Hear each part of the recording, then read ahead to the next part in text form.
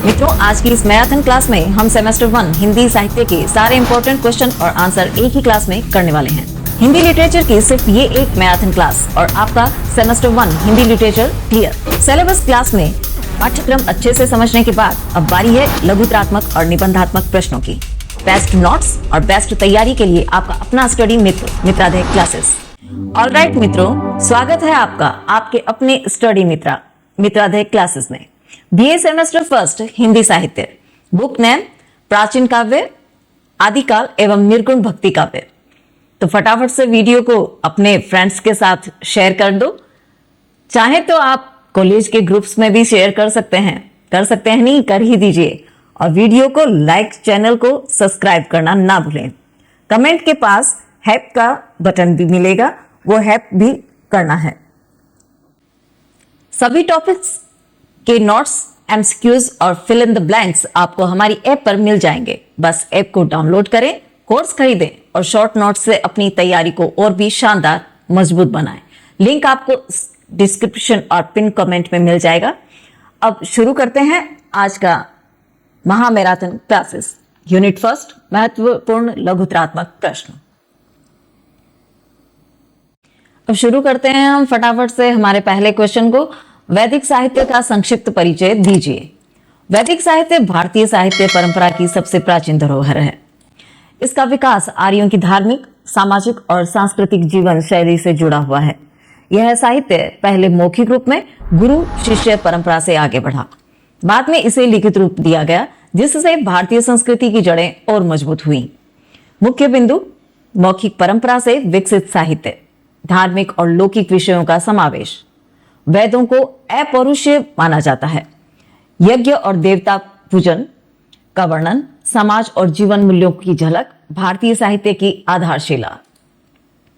सोचो जरा, जैसे किसी घर की सबसे पहली ईंट होती है, वैसे ही हमारे भारतीय साहित्य की पहली ईंट है वैदिक साहित्य। अब उस समय ना मोबाइल था, ना किताबें, ना पेन कॉपी, तो पढ़ाई कैसे होती थी? गुरुजी बोलते थे और बच्चे ध्यान से सुनते थे, फिर यही बात याद करके आगे दोहराते थे। मतलब सुनो, समझो, याद करो और आगे सुनाओ। यही थी उस समय की पढ़ाई। वैदिक साहित्य आर्यों के जीवन से जुड़ा हुआ था। वो कैसे रहते थे, क्या मानते थे, कैसे पूजा करते थे, कैसे समाज चलाते थे, सब कुछ इसी में मिलता है। बाद में जब इसे लिखकर संभाल लिया गया तो हमारी संस्कृति और मजबूत हो गई। और अच्छी बात यह है कि आज हम भी उसी ज्ञान को पढ़ पा रहे हैं। तो सोचिए कितनी खास चीज है ये। आगे प्रश्न है, ऋग्वेद की प्रमुख विशेषताएं। ऋग्वेद विश्व का सबसे प्राचीन व्यवस्थित ग्रंथ माना जाता है।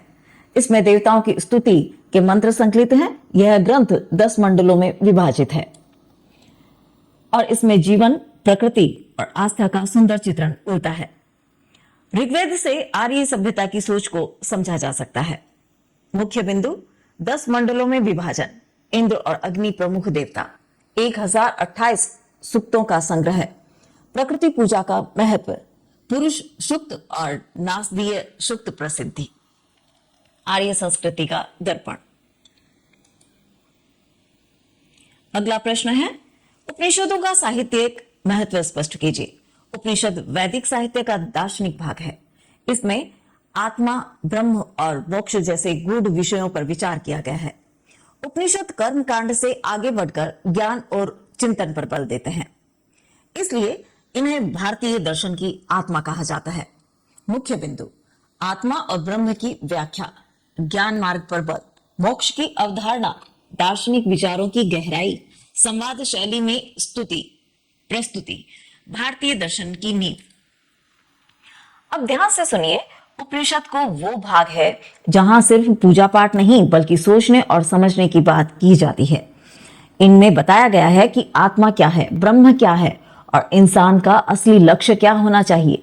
उपनिषद कहते हैं सिर्फ कर्म कांड करने से सब कुछ नहीं होता है, असली चीज है ज्ञान और सही समझ।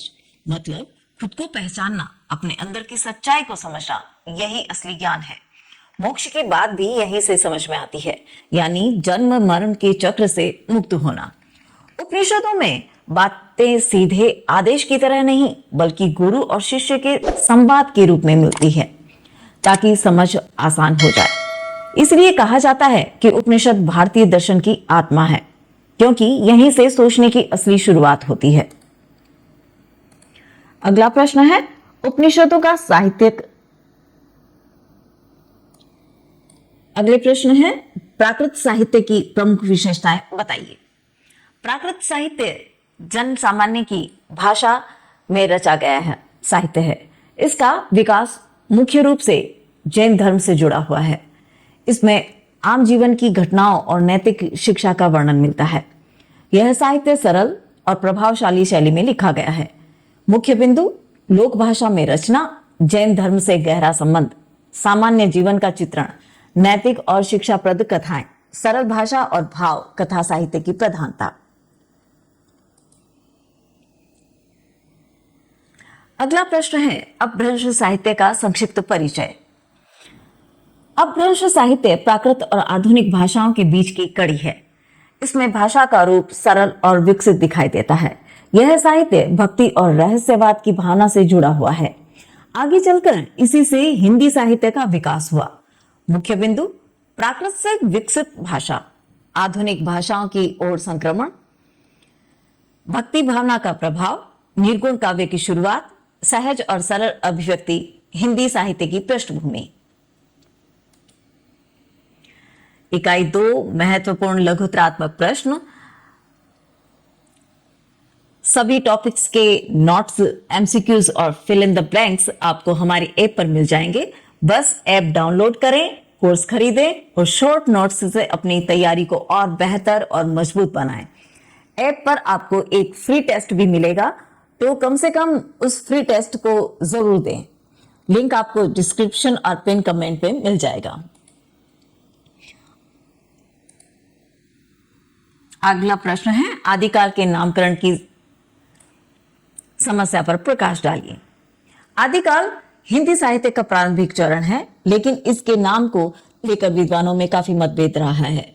अलग अलग विद्वानों ने इस काल को साहित्यिक प्रवृत्ति, भाषा और ऐतिहासिक स्थिति के आधार पर नाम दिए हैं। किसी ने वीरता को आधार बनाया तो किसी ने भाषा के विकास को महत्व दिया। अंत में आदिकाल नाम को ही सबसे उपयुक्त और सर्वमान्य माना गया। मुख्य बिंदु है, आदिकाल का अर्थ साहित्य का प्रारंभ, वीरता प्रधान रचनाओं की उपस्थिति, भाषा संक्रमण की अवस्था, विद्वानों के मतों में भिन्नता, एक ही काल के कई नाम, आदिकाल नाम की व्यापक स्वीकृति। आदिकाल, अब नाम तो बहुत सीधा लगता है, लेकिन असल में इस नाम को लेकर विद्वानों में काफी बहस हुई है। मतलब सब लोग एक राय पर तुरंत तैयार नहीं हुए। कुछ विद्वानों ने कहा इस समय की रचनाओं में वीरता बहुत ज्यादा है, इसलिए इसे वीरगाथा काल कहना चाहिए। कुछ ने कहा नहीं, यह तो भाषा के बदलने का समय था, तो इसे भाषा के आधार पर नाम देना चाहिए। किसी ने इतिहास देखा, किसी ने साहित्य की शैली, तो किसी ने भाषा का रूप, इसीलिए एक ही समय को अलग अलग नाम मिल गए। लेकिन आखिर में सबने मान लिया कि यह हिंदी साहित्य की शुरुआत का दौर है, इसीलिए आदिकाल का नाम सबसे सही है। आदिकाल मतलब साहित्य का आरंभ, जहां से हिंदी कहानी की धीरे धीरे शुरुआत होती है। अगला प्रश्न है, आदिकाल की राजनीतिक परिस्थितियों का वर्णन कीजिए। आदिकाल में भारत कई छोटे छोटे राजपूत राज्यों में बंटा हुआ था।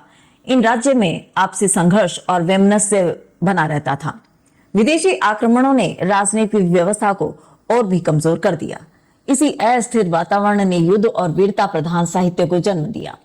मुख्य बिंदु, सामंतवादी शासन व्यवस्था, राजपूत वंशों की प्रधानता, आपसी युद्ध और स्पर्धा, राष्ट्रीय एकता का अभाव, विदेशी आक्रमणों का प्रभाव, शौर्य भावना का विकास। अगला प्रश्न है, आदिकाल की साहित्यिक विशेषताएं लिखिए। आदिकाल का साहित्य मुख्य रूप से राजाओं और वीरों के यशगान से जुड़ा हुआ था। इस काल के कवि प्राय दरबारी और आश्रय पर निर्भर थे। साहित्य का उद्देश्य जनता की भावना नहीं, बल्कि शासकों की प्रशंसा करना था। इसीलिए साहित्य एकांगी और सीमित विषयों तक ही रहा। मुख्य बिंदु, वीर रस की प्रधानता, दरबारी काव्य परंपरा, रासों काव्य की उत्पत्ति, व्यक्तिगत गौरव का चित्रण, लोक जीवन की उपेक्षा, साहित्य का व्यवसायीकरण। अगला प्रश्न है, भक्ति काल की सामाजिक परिस्थितियों को स्पष्ट कीजिए। भक्ति काल में समाज अनेक कुरीतियों, असमानताओं से ग्रस्त था। जाति व्यवस्था कठोर हो चुकी थी और महिलाओं की स्थिति कमजोर थी। समाज में ऊंच नीच और भेदभाव व्याप्त था। इन्हीं परिस्थितियों ने भक्ति आंदोलन को सामाजिक सुधार का माध्यम बनाया। मुख्य बिंदु: जाति भेदभाव की तीव्रता, महिला की उपेक्षा, सामाजिक असमानता, रूढ़ियों का प्रभाव, मानवीय मूल्यों का पतन, सुधार की आवश्यकता। अब जरा सोचो, अगर किसी समाज में बहुत ज्यादा भेदभाव हो, लोग एक दूसरे को नीचा दिखाएं, तो कैसा माहौल होगा? भक्ति काल में कुछ ऐसा ही था। जाति व्यवस्था बहुत ही सख्त हो चुकी थी। किसी की जाति देखकर उसे ऊपर या नीचे मान लिया जाता था। महिलाओं की स्थिति भी काफी कमजोर थी। उन्हें बराबरी का हक नहीं मिलता था। समाज में ऊंच नीच, भेदभाव और अलगाव बहुत कुछ बढ़ चुका था। पुरानी रूढ़ियां इतनी मजबूत थीं कि लोग सवाल भी नहीं करते थे। धीरे धीरे मानवीय मूल्य कमजोर पड़ने लगे। दया, समानता और प्रेम जैसे कुछ पीछे ही छूटता जा रहा था। ऐसे समय में भक्ति आंदोलन एक नई रोशनी लेकर आया। संतों ने कहा, सब इंसान बराबर हैं, ईश्वर सबका एक है और असली धर्म प्रेम और भक्ति है। यहीं से समाज सुधार की नई शुरुआत हुई। अगला प्रश्न है, निर्गुण और सगुण भक्ति में अंतर स्पष्ट कीजिए। भक्ति काल में भक्ति दो प्रमुख धाराओं में विकसित हुई। निर्गुण भक्ति में ईश्वर को निराकार माना गया, जबकि सगुण भक्ति में ईश्वर को साकार रूप में पूजा गया। दोनों धाराओं का उद्देश्य आत्मिक शुद्धि और मोक्ष प्राप्ति था। इन धाराओं ने समाज को नई आध्यात्मिक दिशा दी। मुख्य बिंदु: निर्गुण में निराकार ईश्वर, सगुण में साकार ईश्वर। निर्गुण में ज्ञान पर्वत, सगुण में प्रेम और लीला। निर्गुण में संत परंपरा, सगुण में वैष्णव परंपरा।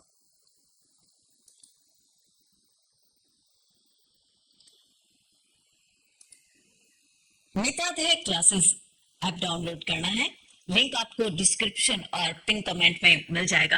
ऐप इंस्टॉल कीजिए, अपना सेमेस्टर चुनिए और अपनी तैयारी आज से ही शुरू कर दीजिए। और साथ ही आपका सेमेस्टर फर्स्ट हिंदी लिटरेचर के इस पेपर में 2 सप्रसंग व्याख्याएं भी आएंगी, तो आप इम्पोर्टेंट जो व्याख्या और उनको करने का तरीका जो है सरल से सरल जानने के लिए आप ऐप में टेलीग्राम पर फॉलो करना ना भूलें। टेलीग्राम पर आपको सप्रसंग व्याख्या मिल जाएगी। टेलीग्राम चैनल का लिंक डिस्क्रिप्शन और पिन कमेंट में दिया हुआ है। बच्चों, संत काव्य की ओर देखते हैं कि संत काव्य की पृष्ठभूमि स्पष्ट कीजिए।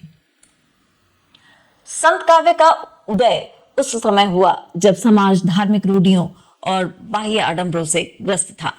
ब्राह्मणवाद की जटिल परंपराओं के कारण सामान्य जन आध्यात्मिक शांति से दूर हो गया था। जाति व्यवस्था कठोर हो चुकी थी और सामाजिक विषमता बढ़ रही थी। ऐसे वातावरण में संत कवियों ने सरल भक्ति का मार्ग दिखाया।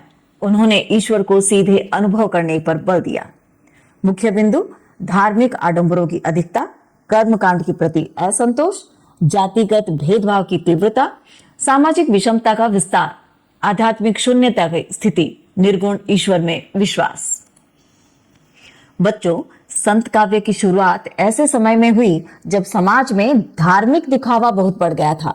लोग कर्मकांड को करते थे, लेकिन मन में शांति नहीं मिल रही थी। जाति भेदभाव बहुत सख्त हो चुका था और समाज में असमानता बढ़ रही थी।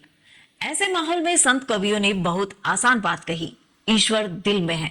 उन्होंने कहा, भक्ति दिखावे में नहीं, सच्चे मन से होती है। और यहीं से संत काव्य की सुंदर शुरुआत हुई है। प्रश्न है, संत काव्य के उद्भव के कारण लिखिए। संत काव्य का उद्भव समाज में फैली धार्मिक और सामाजिक बुराइयों के कारण हुआ।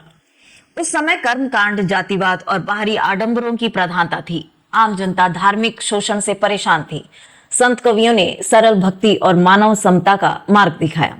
मुख्य बिंदु: कर्मकांड की अधिकता, जाति व्यवस्था की कठोरता, सामाजिक विषमता, धार्मिक शोषण, आम जनता की पीड़ा, सरल भक्ति की आवश्यकता। बच्चों देखिए, सरल से सरल भाषा में आपको दिया जा रहा है, आपको समझ में तो आ रहा ही होगा। आगे बढ़ते हैं। संत काव्य की प्रमुख विशेषताओं का वर्णन कीजिए। संत काव्य का मूल आधार निर्गुण ब्रह्म की उपासना है। इसमें ईश्वर को निराकार और सर्वव्यापी माना गया है। संत कवियों ने ब्रह्म बाह्य पूजा और कर्मकांड का खुला विरोध किया। उन्होंने गुरु को ईश्वर से भी श्रेष्ठ माना। संत काव्य आत्मानुभूति पर आधारित होता है।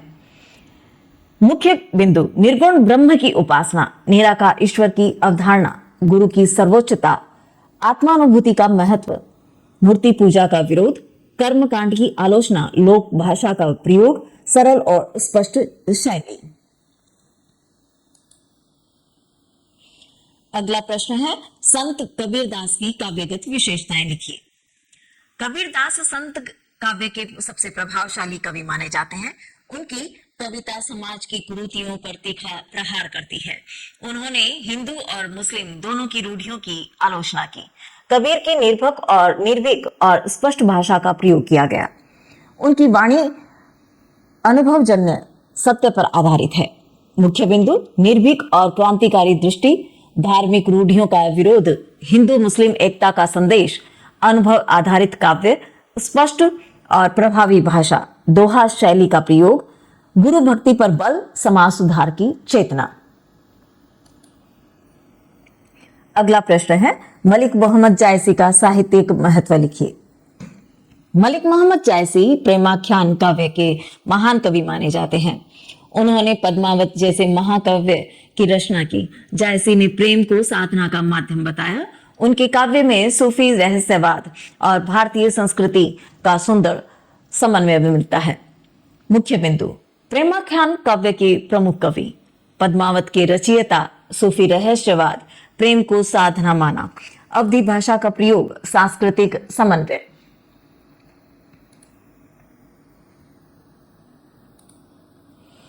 सभी टॉपिक्स के नोट्स, एमसीक्यूज और फिल इन द ब्लैंक्स आपको हमारी ऐप पर मिल जाएंगे।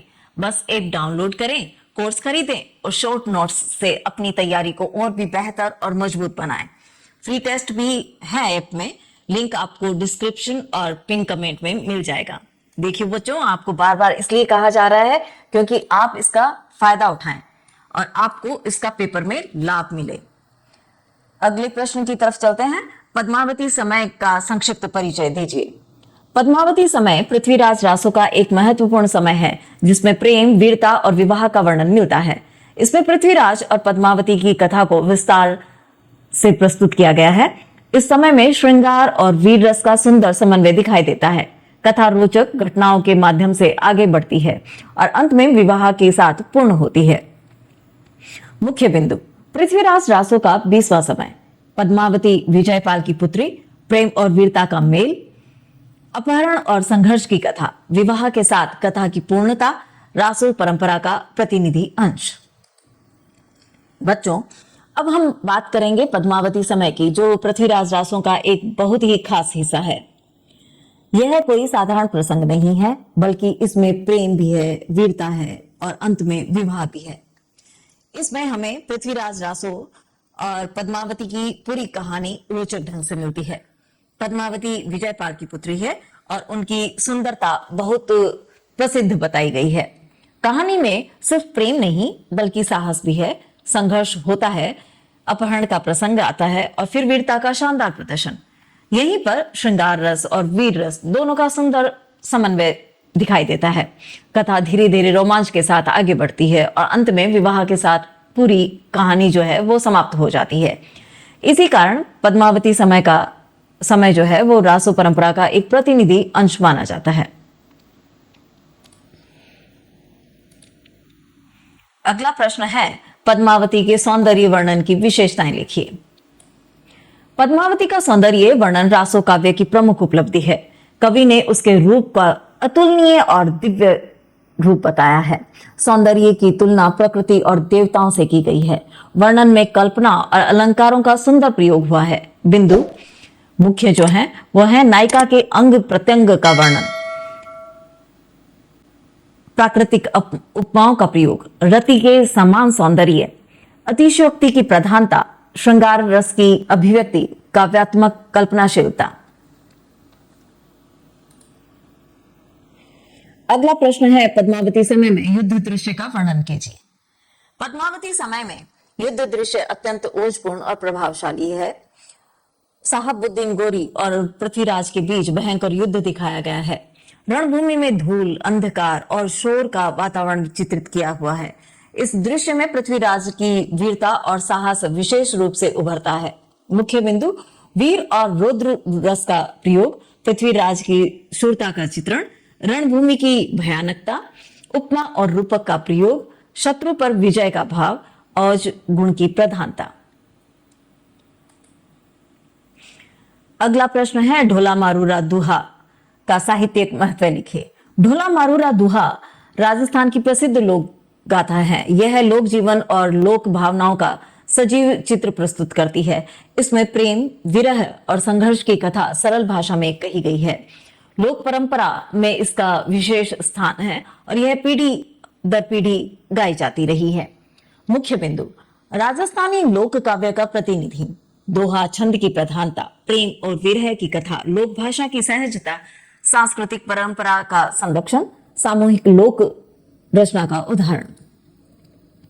बच्चों, अब हम बात करेंगे ढोला मारूरा दुहा की, जो राजस्थान की बहुत ही प्रसिद्ध लोक गाथा है। यह सिर्फ एक कहानी नहीं है, बल्कि लोक जीवन की एक धड़कन है, जिसे लोग पीढ़ी दर पीढ़ी गाते और सुनाते आए हैं। अब जरा इसकी छोटी सी एक कहानी समझ लेते हैं। ढोला मारू एक दूसरे से प्रेम करते थे, लेकिन परिस्थितियों के कारण दोनों अलग अलग हो गए। मारू अपने प्रेम विरह की पीड़ा सहती रही और ढोला को कई कठिनाइयों का सामना करना पड़ा। बीच में संघर्ष भी आया, रुकावटें भी आईं, लेकिन अंत में दोनों का मिलन हो गया। यही कहानी दोहा छंद में बहुत ही सरल भाषा में कही गई है। इसमें प्रेम है, विरह है, संघर्ष और लोक भावनाओं की सच्ची झलक दिखाई देती है। भाषा इतनी सहज और इतनी सरल है कि गांव का आम व्यक्ति भी आसानी से समझ जाता है। इसीलिए ढोला मारूरा दुहा राजस्थानी लोक काव्य का एक सुंदर प्रतिनिधि माना जाता है। यह हमारी सांस्कृतिक परंपरा को आज तक जीवित रखे हुए है। तो चलिए अब आगे बढ़ते हैं और उसकी खासियतों को और अच्छे तरीके से समझते हैं। अगला प्रश्न है, अमीर खुसरो के हिंदी साहित्य में योगदान पर प्रकाश डालिए। अमीर खुसरो हिंदी और फारसी दोनों भाषाओं के महान कवि थे। उन्होंने हिंदी को सरल और जनभाषा के रूप में प्रस्तुत किया। खड़ी बोली के विकास में उनका विशेष योगदान माना जाता है। उनकी रचनाओं में प्रेम, भक्ति और सामाजिक समन्वय दिखाई देता है। मुख्य बिंदु, खड़ी बोली के प्रारंभिक कवि, हिंदी फारसी का समन्वय, दोहे और मुकरियों की रचना, लोक भाषा के प्रतिष्ठा, सांस्कृतिक एकता का संदेश, हिंदी साहित्य का प्रारंभिक विकास।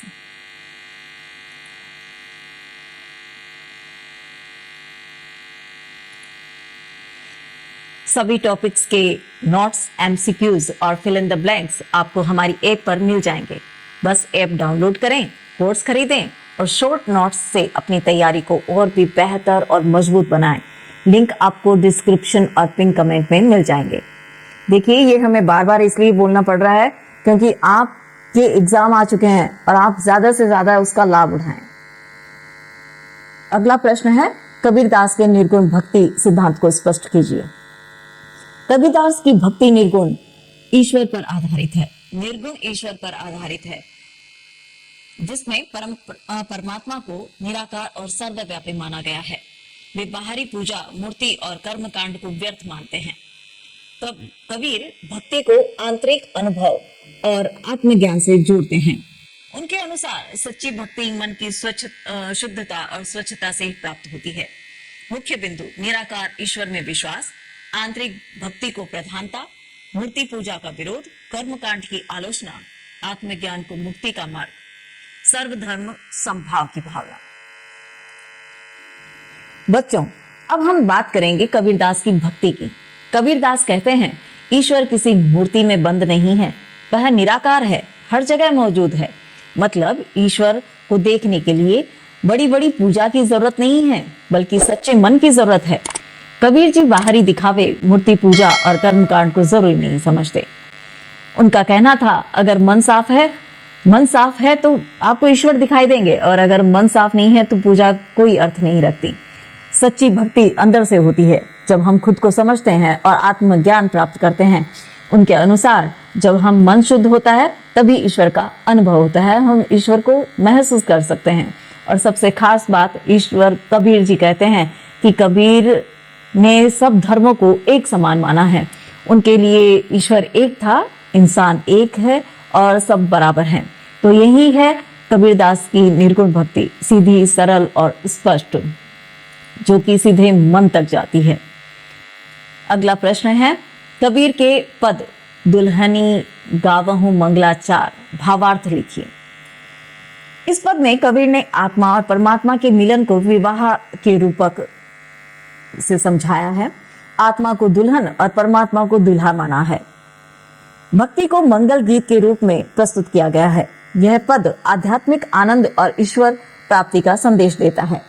मुख्य बिंदु, विवाह का आध्यात्मिक रूपक, आत्मा और परमात्मा का संबंध, भक्ति को साधना के रूप में दिखाना, प्रतीकों द्वारा गूढ़ अर्थ, आनंद और उल्लास की अनुभूति, ईश्वर की मिलन की कल्पना। अगला प्रश्न है, ज्ञान की आंधी, पद में प्रतीकों का महत्व बताइए। इस पद में कबीर ने ज्ञान को आंधी के रूप में प्रस्तुत किया है, जो अज्ञान को नष्ट कर देती है। माया और भ्रम को कमजोर झोंपड़ी की तरह दिखाया गया है। ज्ञान आने पर मोह और तृष्णा समाप्त हो जाते हैं। यह पद आध्यात्मिक परिवर्तन पर सशक्त चित्रण करता है। मुख्य बिंदु, ज्ञान को शक्ति के रूप में दिखाना, अज्ञान का विनाश, माया के बंधन टूटना, मोह और तृष्णा की समाप्ति, आत्मिक शुद्धि का संकेत, प्रतीकात्मक अभिव्यक्ति की प्रधानता। देखो बच्चों, ये सारे जो हैं वो इंपॉर्टेंट क्वेश्चन हैं। आप इनको दोहरान करते रहिए, क्योंकि हम चाहते हैं, मित्राध्याय का एक ही उद्देश्य है कि आप ज्यादा से ज्यादा उसका लाभ उठाएं और आपका पेपर जो है वो बहुत ही सरल तरीके से स्पष्ट आप कर सकें, पूरा कर सकें और अच्छा रिजल्ट रहे। अगला प्रश्न है, सुंदरदास के काव्य में वैराग्य भावना का वर्णन कीजिए। सुंदरदास के काव्य में संसार की निष्फलता पर विशेष बल दिया गया है। वे जीवन की क्षणभंगुरता को समझाकर भोगों से दूर रहने की शिक्षा देते हैं। उनका काव्य मनुष्य को आत्मचिंतन की ओर प्रेरित करता है। वैराग्य उनके काव्य का मुख्य भाव है। मुख्य बिंदु, संसार की अस्थिरता का बोध, भोगों से विरक्ति, मृत्यु का स्मरण, आत्म साधना पर बल, शांत रस की प्रधानता, नैतिक जीवन की प्रेरणा।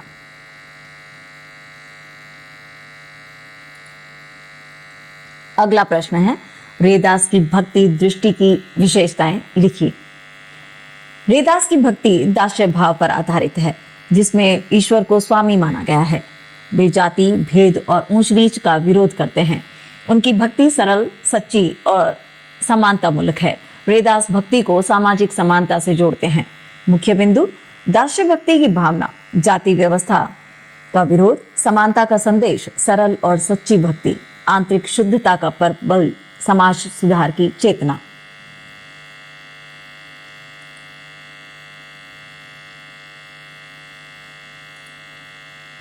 सभी टॉपिक्स के नोट्स, एमसीक्यूज और फिल इन द ब्लैंक्स आपको हमारी ऐप पर मिल जाएंगे। बस ऐप को डाउनलोड कीजिए। यही हमारी भारतीय साहित्य परंपरा की देखिए। अगला प्रश्न है, वैदिक साहित्य का संक्षिप्त परिचय दीजिए। वैदिक साहित्य भारतीय साहित्य परंपरा की सबसे प्राचीन शुरुआत मानी जाती है। देखिए, ये आपके जो है वो निबंधात्मक प्रश्न आ रहे हैं और आप इसको ध्यान से देखिए। ये प्रश्न काफी इंपॉर्टेंट हैं, तो आप इसका दोहरान करते रहिए। मैं फिर से कह रही हूँ, ये प्रश्न जो है वो निबंधात्मक हैं। वैदिक साहित्य का संक्षिप्त परिचय दीजिए। वैदिक साहित्य भारतीय साहित्य परंपरा की सबसे प्राचीन शुरुआत मानी जाती है। यह साहित्य आर्यों के धार्मिक, सामाजिक और सांस्कृतिक जीवन को दर्शाता है। वैदिक साहित्य पहले लिखित नहीं था, बल्कि मौखिक रूप से याद किया जाता था। गुरु शिष्य परंपरा के माध्यम से इसे पीढ़ी दर पीढ़ी सुरक्षित रखा गया। बाद में इसे लिपिबद्ध किया गया, जिससे इसका संरक्षण संभव हो सका। वैदिक साहित्य में जीवन से जुड़े धार्मिक और लौकिक दोनों विषय मिलते हैं। इसमें देवताओं की स्तुति, यज्ञ और प्रकृति पूजा का विशेष महत्व है। वेदों के अपौरुषेय कहा गया है, अर्थात इन्हें किसी व्यक्ति की रचना नहीं माना जाता है। वैदिक साहित्य भारतीय दर्शन और संस्कृति की नींव तैयार करता है। आगे चलकर इसी साहित्य से उपनिषद और दर्शन की धारा विकसित हुई। यही हमारी भारतीय साहित्य परंपरा की सबसे पहली शुरुआत मानी जाती है। यह हमें बताता है कि आर्य लोग कैसे रहते थे, क्या मानते थे और उनका समाज कैसा था। शुरुआत में यह लिखा नहीं जाता था, बल्कि लोग सुनकर याद करते थे। गुरु बोलते थे, शिष्य सुनते थे और फिर उसे इसी तरीके से सिखाते थे और आगे उन्हें सुनाते थे। बाद में जब इसे लिख लिया गया तो यह ज्ञान हम तक सुरक्षित पहुंच सका। इसमें देवताओं की स्तुति है, यज्ञ का महत्व है और प्रकृति पूजा भी है। वेदों को अपौरुषेय कहा जाता है, मतलब इन्हें किसी एक व्यक्ति की रचना नहीं माना गया। यह ही वैदिक साहित्य आगे चलकर उपनिषद और दर्शन की नींव बना। तो समझिए, यहीं से भारतीय सोच और दर्शन की असली शुरुआत होती है। देखिए, ये जितने भी निबंधात्मक प्रश्न जो आ रहे हैं उनको ध्यान से पढ़ते रहिए, काफी इंपॉर्टेंट है। इसमें और भी इंपॉर्टेंट जो नोट्स पॉइंट आपको दिए गए हैं उनको आप पढ़ लीजिएगा। अगला प्रश्न है,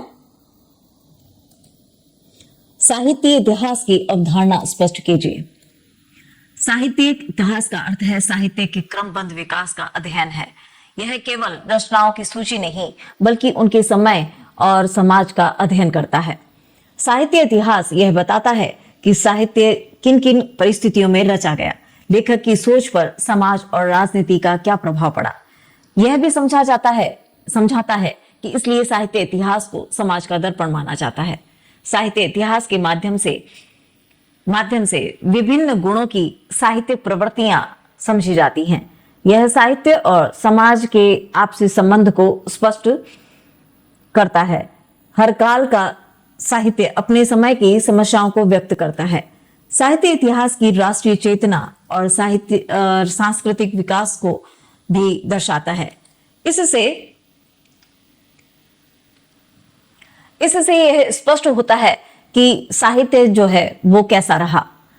मुख्य बिंदु है साहित्य के विकास का क्रमबद्ध अध्ययन, रचनाओं को समय से जोड़कर देखना, समाज और साहित्य का आपसी संबंध, ऐतिहासिक परिस्थितियों का प्रभाव, लेखक की सामाजिक भूमिका, युगीन प्रवृत्तियों की पहचान, सांस्कृतिक मूल्यों की अभिव्यक्ति, राष्ट्रीय चेतना का विकास।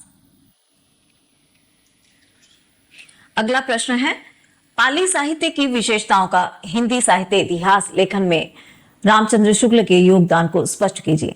पाली साहित्य बौद्ध धर्म से जुड़ा हुआ साहित्य है और जनसाधारण की भाषा में रचा गया है।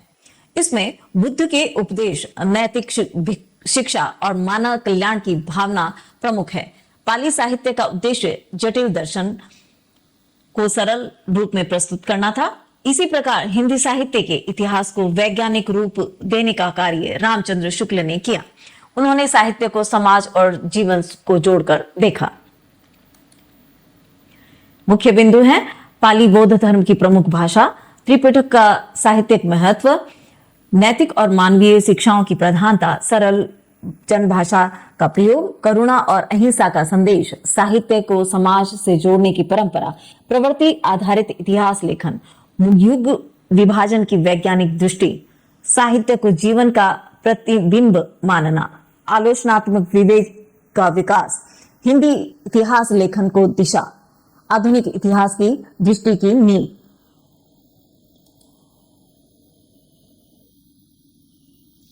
इकाई 2 के महत्वपूर्ण निबंधात्मक प्रश्न की ओर चलते हैं। देखिए, मैं फिर कह रही हूं कि फ्री टेस्ट देने के लिए आपको बस ऐप डाउनलोड करना है। लिंक आपको डिस्क्रिप्शन और पिन कमेंट में मिल जाएगा। अब चलते हैं नेक्स्ट यूनिट की तरफ। आदिकाल की प्रमुख विशेषताओं का वर्णन कीजिए। आदिकाल हिंदी साहित्य का प्रारंभिक चरण है, जिसमें साहित्य अपने शेषव रूप में दिखाई देता है। इस काल का साहित्य मुख्यतः राजाओं, योद्धाओं और युद्धों के इर्द गिर्द घूमता है। कवि प्राय राज दरबारों से जुड़े होते थे और अपने आश्रयदाताओं की प्रशंसा करते थे। साहित्य का उद्देश्य लोक जीवन का चित्रण नहीं बल्कि वीरता का प्रदर्शन था। इसी कारण आदिकाल को वीर रस प्रधान काल माना जाता है। मुख्य बिंदु है हिंदी साहित्य का आरंभिक चरण, वीरता और युद्ध का प्रधान विषय, दरबारी कवियों की सक्रिय भूमिका, रासो काव्य परंपरा का विकास, व्यक्तिगत यशगान की प्रवृत्ति, लोक जीवन की उपेक्षा, राष्ट्रीय भावनाओं की कमी, अपभ्रंश से हिंदी की ओर संक्रमण, सरल कथात्मक शैली, श्रृंगार रस का सीमित प्रयोग, साहित्य का आश्रय पर निर्भर होना, आधुनिक हिंदी साहित्य की नींव। अगला प्रश्न है, भक्ति काल की प्रमुख विशेषताओं का वर्णन कीजिए। भक्ति काल हिंदी साहित्य का सबसे समृद्ध और प्रभावशाली काल माना जाता है। इस काल में साहित्य का केंद्र ईश्वर भक्ति और मानव कल्याण बन गया। समाज जाति, वर्ग और रूढ़ियों से ग्रस्त था, जिसके विरोध में भक्ति आंदोलन उभरा। कवियों ने ईश्वर से सीधे संबंध पर बल दिया। भक्ति के जीवन सुधार का साधन माना गया। मुख्य बिंदु है ईश्वर भक्ति को साहित्य का केंद्र, सामाजिक कुरीतियों का विरोध, जाति भेदभाव के विरुद्ध आवाज, लोक भाषाओं का व्यापक प्रयोग, निर्गुण और सगुण भक्ति का विकास, कर्म कांड का विरोध, आंतरिक भक्ति पर विरोध, आंतरिक भक्ति पर बल देना, मानव समानता की भावना, प्रेम और करुणा का संदेश, संत और वैष्णव परंपरा का उदय, अखिल भारतीय भक्ति आंदोलन, हिंदी साहित्य का स्वर्णिम युग। अगला प्रश्न है, आदिकाल के सीमांकन समस्या तथा भक्ति काल के दार्शनिक आधार को स्पष्ट कीजिए। ये सारे ही प्रश्न जो हैं वो इंपॉर्टेंट है, इनका दोहरान करते रहें। आदिकाल के सीमांकन को लेकर विद्वानों से में मतभेद पाए जाते हैं। कुछ विद्वान इसे भाषा के आधार पर तय करते हैं और कुछ साहित्यिक प्रवृत्तियों के आधार पर आदिकाल संक्रमण का काल भक्ति काल, जिसमें अपभ्रंश से हिंदी का विकास हुआ। दूसरी ओर भक्ति काल का आधार गहरा दार्शनिक है। इसमें भक्ति को जीवन का मुख्य मार्ग माना गया। भक्ति काल का दर्शन उपनिषद, अद्वैत, द्वैत और सूफी विचारों से प्रभावित है। ईश्वर से प्रेम और समर्पण इसकी मूल भावना है। निर्गुण और सगुण भक्ति दोनों धाराएं इसी दर्शन से निकली। आदिकाल ने भाषा की नींव रखी और भक्ति काल ने भावनात्मक गहराई दी। दोनों ने हिंदी साहित्य को मजबूत आधार दिया। पॉइंट्स जो हैं वो आप खुद देख ही लेंगे। अगला प्रश्न है, संत काव्य की प्रमुख विशेषताओं का वर्णन कीजिए। संत काव्य का मूल आधार निर्गुण ब्रह्म की उपासना है, जिसमें ईश्वर को निराकार और सर्वव्यापी माना गया है। संत कवियों ने बाह्य आडंबरों और कर्म कांडों का खुलकर विरोध किया। इस काव्य में आत्मानुभूति को सबसे अधिक महत्व दिया गया। संत कवि समाज सुधारक के रूप में सामने आए। उनका उद्देश्य आम व्यक्ति को आध्यात्मिक मार्ग दिखाना था। संत काव्य की भाषा सरल और जन साधारण की है ताकि हर व्यक्ति उसे समझ सके। इसमें गुरु को ज्ञान का सर्वोच्च स्रोत माना गया। जाति, वर्ग और धर्म के भेद का खंडन किया गया। संत काव्य व्यवहारिक जीवन मूल्यों पर आधारित है। इसी कारण यह काव्य जन जन से जुड़ा हुआ है। पॉइंट्स जो हैं वो आप खुद दोहरान कर लें। अगले प्रश्न की ओर चलते हैं। प्रेमाख्यान काव्य की प्रमुख विशेषताओं का वर्णन कीजिए। प्रेमाख्यान काव्य वह काव्य है जिसमें नायक और नायिका की प्रेम कथा को केंद्र में रखा गया है। इस काव्य में प्रेम को केवल सांसारिक नहीं बल्कि आध्यात्मिक रूप में प्रस्तुत किया गया है। सूफी दर्शन का इस काव्य पर काफी गहरा प्रभाव दिखाई देता है। प्रेम को आत्मा और परमात्मा के मिलन का साधन माना गया है। प्रेमाख्यान काव्य प्रबंध काव्य के रूप में विकसित हुआ। इस काव्य में विरह की पीड़ा का विशेष रूप से वर्णन मिलता है। कथा प्रतीकों और रूपकों के माध्यम से आगे बढ़ती है। भाषा मुख्यतः अवधि होती है ताकि भाव सहज रूप से व्यक्त हो सके। लौकिक प्रेम के भीतर आध्यात्मिक अर्थ जो है वो छिपा हुआ है। प्रेमाख्यान काव्य में सांस्कृतिक समन्वय भी स्पष्ट दिखाई देता है। मुख्य बिंदु जो है वो देखिए सरल हैं, वो आप खुद ही दोहरान करें। अगले प्रश्न है, संत काव्य की काव्य प्रवृत्तियां तथा प्रेमाख्यान काव्य के उद्गम स्रोतों पर प्रकाश डालिए। संत काव्य में निर्गुण ईश्वर की भक्ति प्रमुख है। इसमें कर्मकांड और आडंबर का विरोध किया गया है।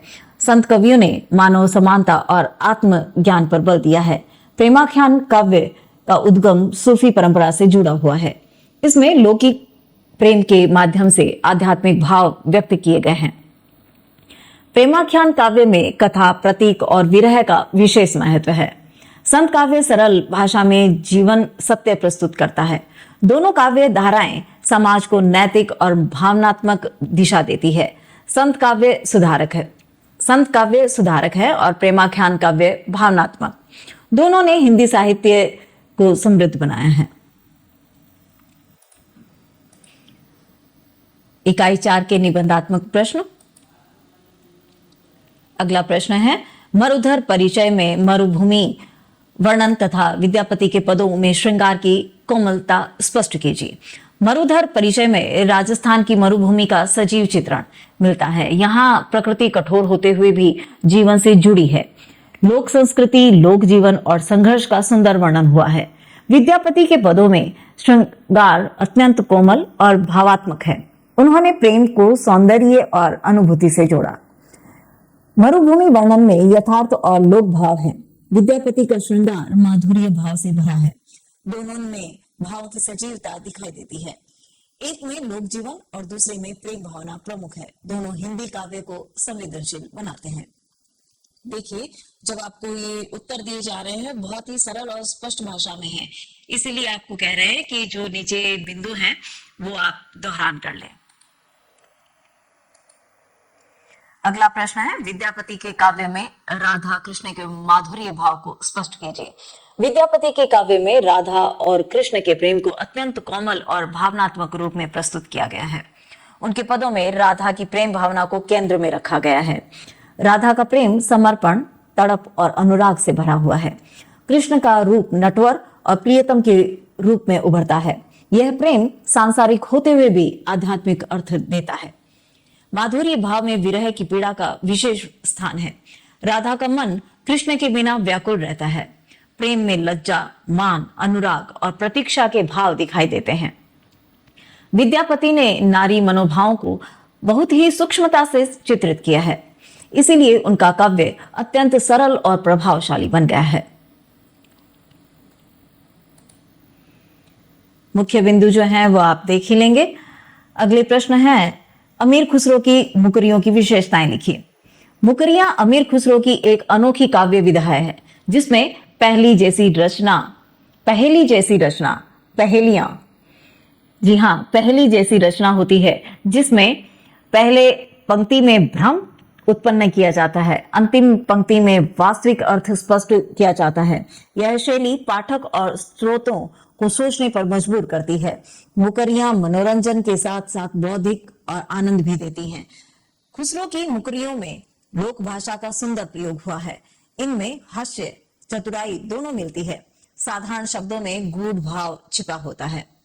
मुकरियां जन सामान्य में अत्यंत लोकप्रिय रही हैं। यही कारण है कि आज भी इन्हें रुचि से पढ़ा और सुना जाता है। मुख्य बिंदु आप दोहरान कर लें। इकाई 5 के निबंधात्मक प्रश्न। सभी टॉपिक्स के नोट्स, एमसीक्यूज और फिल इन द ब्लैंक्स आपको हमारी ऐप पर मिल जाएंगे। बस ऐप डाउनलोड करें, कोर्स खरीदें और शॉर्ट नोट्स से अपनी तैयारी को बेहतर और मजबूत बनाएं। लिंक आपको डिस्क्रिप्शन और पिन कमेंट में मिल जाएगा। अब चलते हैं नेक्स्ट यूनिट की तरफ, यूनिट 5। देखिए, ये सारे प्रश्न जो हैं वो बहुत ही महत्वपूर्ण है, इसलिए आप दोहरान करते रहें। हम न मरे मरी है संसार पद का दार्शनिक भाव स्पष्ट कीजिए। ये प्रश्न है, हम न मरे मरी है संसार पद का दार्शनिक भाव स्पष्ट कीजिए। उत्तर है, इस पद में कबीर आत्मा और संसार के अंतर को स्पष्ट करते हैं। वे कहते हैं कि आत्मा कभी नष्ट नहीं होती है, जबकि संसार नश्वर है। मनुष्य बार बार जन्म मरण के चक्र में फंसता रहता है। अज्ञान के कारण वह सत्य को नहीं समझ पाता। कबीर इस पद से आत्मबोध की ओर संकेत करते हैं। कबीर संसार को भ्रम का क्षेत्र मानते हैं, जहां लोग अस्थायी वस्तुओं को सत्य समझ लेते हैं। आत्मा को शाश्वत और अमर बताया गया है। वह पद वैराग्य की भावना को मजबूत करता है, मनुष्य को भौतिक मोह से मुक्त होने की प्रेरणा देता है। यह दार्शनिक दृष्टि निर्गुण भक्ति का मूल तत्व है। मुख्य बिंदु है वह आप दोहरान कर लें। अगला प्रश्न है, रैदास के पद रथ को चतुर चलावन हारा का भावार्थ स्पष्ट कीजिए। बहुत ही गहराई है प्रश्न में। रथ को चतुर चलावन हारा का भाव स्पष्ट कीजिए। इस पद में रैदास ने ईश्वर को रथ और शरीर को रथ और ईश्वर को चालन वाला बताया गया है कि वो चालक है। मनुष्य अपने जीवन का स्वामी स्वयं नहीं है, ईश्वर ही सभी क्रियाओं को संचालन करता है। मनुष्य केवल साधन मात्र है। यह पद पूर्ण समर्पण का भाव प्रकट करता है। रैदास का यह पद अहंकार के त्याग की शिक्षा देता है। मनुष्य को अपने कर्मों पर घमंड नहीं करना चाहिए। जीवन ईश्वर की इच्छा से चलता है। इस विचार से विनम्रता और भक्ति का विकास होता है। यह पद निर्गुण भक्ति की गहराई को दर्शाता है। इसके जो मुख्य बिंदु हैं उनके आप दोहरान कर ही लेंगे। अगले प्रश्न की ओर चलते हैं। कबीर प्रेम न चाखिया साखी तथा सुंदरदास के काव्य में सामाजिक नैतिक शिक्षाओं को स्पष्ट कीजिए। इन दोनों की जो नैतिक शिक्षाएं हैं उनको स्पष्ट करना है। उत्तर है, कबीर की साखी प्रेम के अनुभव को सबसे बड़ा ज्ञान मानती है। बिना प्रेम के भक्ति अधूरी मानी गई है। कबीर बाहरी ज्ञान को और दिखावे की आलोचना करते हैं। सुंदरदास के काव्य में समाज को नैतिक जीवन की शिक्षा दी गई है। वे वैराग्य और आत्मसंयम पर बल देते हैं। सुंदरदास सांसारिक भोगों की नश्वरता मानते हैं। कबीर प्रेम को आत्मिक अनुभूति मानते हैं। दोनों संत समाज सुधारक हैं। उनका उद्देश्य मनुष्य को सही जीवन मार्गदर्शन दिखाना है। निर्गुण भक्ति की यही मूल भावना है। जो मुख्य बिंदु हैं उनका दोहरान आप करते रहें। बहुत ही सरल और स्पष्ट भाषा में है। तो आपके सामने आपको सारे महत्वपूर्ण प्रश्न दिए गए हैं, तो आप उनका दोहरान करते रहें। ऑलराइट मित्रों, आज हमने सेमेस्टर 1 हिंदी साहित्य की महा मैराथन क्लास अटेंड की। उम्मीद है कि आपको आज की क्लास अच्छे से समझ में आ गई होगी। मैं आपको एक सलाह देना चाहूंगी, इस क्लास को एक बार दोबारा दोहरा लीजिए ताकि इसी सभी महत्वपूर्ण प्रश्न आपके दिमाग में अच्छे से बैठ जाएं। मैं तो कहती हूँ आप उसको समझिए। नोट्स आपको ऐप पर मिल जाएंगे। साथ में आपको एक फ्री का टेस्ट भी मिलेगा, जो आपको कम से कम और कुछ नहीं तो उस टेस्ट को जरूर आप डाउनलोड करें और टेस्ट दें। और सह प्रसंग व्याख्या टेलीग्राम पर मिलेगी। सभी का लिंक जो है आपको वीडियो के डिस्क्रिप्शन और पिन कमेंट में मिल जाएगा। वीडियो को लाइक करना, कमेंट करना, हैप करना। तो बस इतना ही आज की क्लास के लिए। मिलते हैं सेम टाइम सेम जगह। तब तक के लिए जुड़े रहिए आपके अपने स्टडी मित्रा क्लासेस के साथ। धन्यवाद।